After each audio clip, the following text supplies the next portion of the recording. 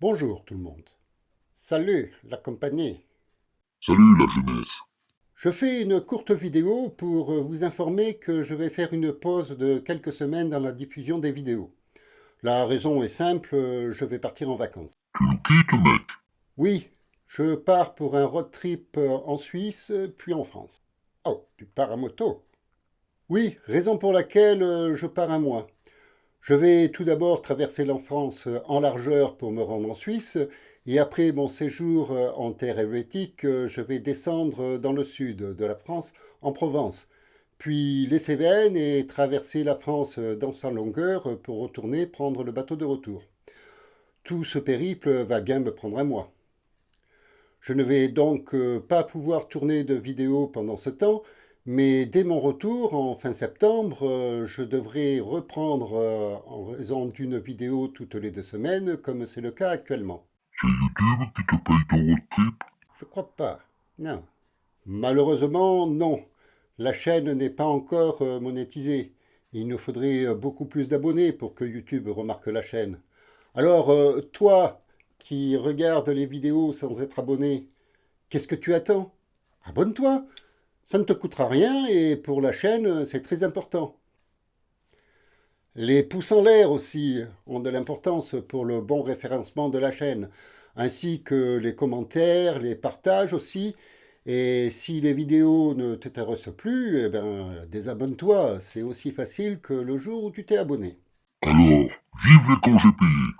Oui, mais les congés payés ne sont pas suffisants pour financer un voyage de ce genre. J'ai donc financé sur mes économies. Et d'ailleurs, je vous envoie sur ma vidéo Peut-on encore devenir riche où j'explique comment financer un projet sans pour autant réduire son budget. C'est comme ça qu'on faisait avant l'existence des congés payés. C'est pour ça que seuls les riches pouvaient prendre des vacances. Oui, c'est vrai, mais je ne suis pas riche pour autant. Seulement, en s'y prenant à l'avance, on peut assez facilement financer un budget vacances. Les premiers congés payés sont apparus en France uniquement pour les fonctionnaires à partir de 1853. C'est Napoléon III qui va instaurer ça.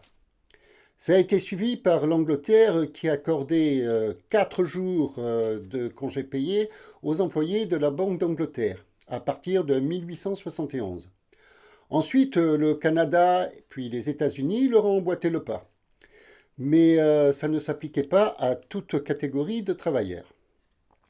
Puis c'est l'Allemagne qui a suivi en 1905, ensuite l'Autriche et la Hongrie en 1910.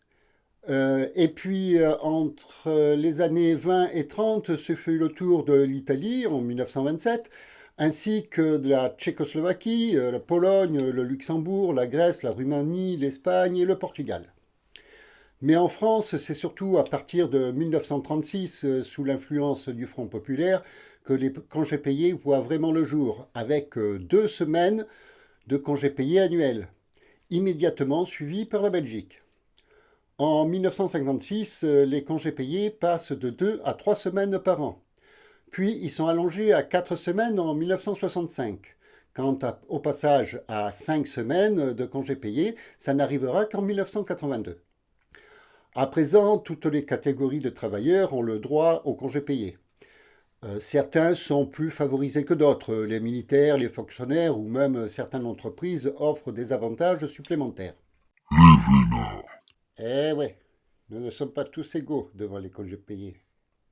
En France, ils sont actuellement de 5 semaines par an.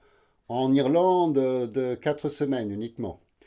Mais quand on pense aux congés payés, on pense directement à partir en vacances.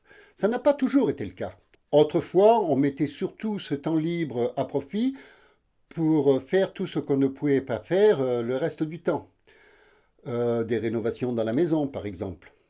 Certains ont profité pour aller rendre visite à Tati Simone.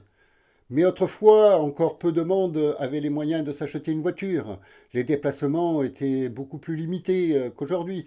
Les gens se déplaçaient surtout en car, en train, voire à vélo ou même à pied. Et de nos jours, en avion. Oui, c'est vrai ça. Bravo pour l'impact carbone. Oui, c'est exact. Les voyages coûtent cher et impactent également la planète. Dans les années 50 et 60, la voiture s'est démocratisée. Même les revenus plus modestes pouvaient acquérir une voiture. C'est alors qu'on a commencé à voir les routes se remplir de vacanciers pour se rendre surtout dans le sud vers le soleil. Ça a apporté du travail à de nombreux commerces qui se sont spécialisés dans le tourisme. Les campings ont fleuri et ça a aussi donné plus de travail à la maréchaussée pour gérer tout ça. Par exemple, à Saint-Tropez, si vous voyez ce que je veux dire. Puis, ça a été ensuite les tour opérateurs qui se sont mis à organiser les vacances. Le tourisme est très vite devenu un business très juteux. Pour certaines régions, voire même pour certains pays, c'en est devenu la principale source de revenus. Pour moi, les vacances, c'est un bon hamac à l'ombre, bercé par le chant des cigales et de la boisson fraîche à volonté. Moi, c'est plutôt le road trip à moto. Yeah! Mais justement, comme nous n'avons pas tous les mêmes goûts, nous voyons fleurir ça et là des propositions de vacances à thème. Il y en a qui partent pour un séjour de l'extrême, alors que d'autres, comme toi, en profitent pour se reposer. Certains, c'est l'aventure, pour d'autres, c'est la culture en visitant des pays étrangers. D'autres encore vont retrouver la famille ou les amis. Bref, il y en a pour tous les goûts et toutes les bourses. Mais dans tous les cas, le but principal est surtout de se ressourcer en sortant de la routine. Faire quelque chose d'un peu inhabituel. Faire cette coupure annuelle qui nous permet de repartir d'un bon pied lorsque l'on reprend le travail, tout en rêvant aux prochaines vacances.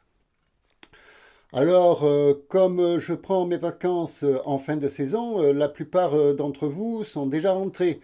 Donc, toi qui regardes cette vidéo, dis-moi en commentaire comment se sont passées tes vacances. Es-tu parti? As-tu fait quelque chose de particulier? Tu es plutôt vacances extrêmes ou vacances au repos? As-tu passé tes vacances à bricoler dans la maison ou à regarder la télé? Pour celles et ceux qui ont envie de partager vos dernières vacances, n'hésitez pas à vous lâcher dans les commentaires. Je n'ai pas approfondi l'histoire de la naissance des congés payés, alors celles et ceux qui voudraient en savoir plus sur ce temps annuel toujours trop court et trop cher, n'hésitez pas à approfondir un peu, discutez-en les uns avec les autres pour avoir plusieurs points de vue. Car même des choses aussi banales, c'est toujours intéressant d'en savoir un peu plus. Et si vous avez aimé cette vidéo, dites-le avec votre plus beau pouce en l'air, ou avec un commentaire sympa et courtois, ou même les deux d'ailleurs. Si vous pouvez également partager la vidéo, ainsi et surtout que vous abonner si ce n'est pas encore fait. Allez, salut l'équipe! Et n'hésitez pas à nous dire en commentaire si vous préférez des vacances cool et relax comme moi, ou partir à l'aventure comme lui. Salut la jeunesse. Moi, je suis toujours en vacances. Et que vous soyez encore en vacances ou pas, prenez toujours un peu de temps pour prendre le plaisir d'apprendre quelque chose de nouveau. Au revoir à tous et j'espère vous retrouver au retour de vacances.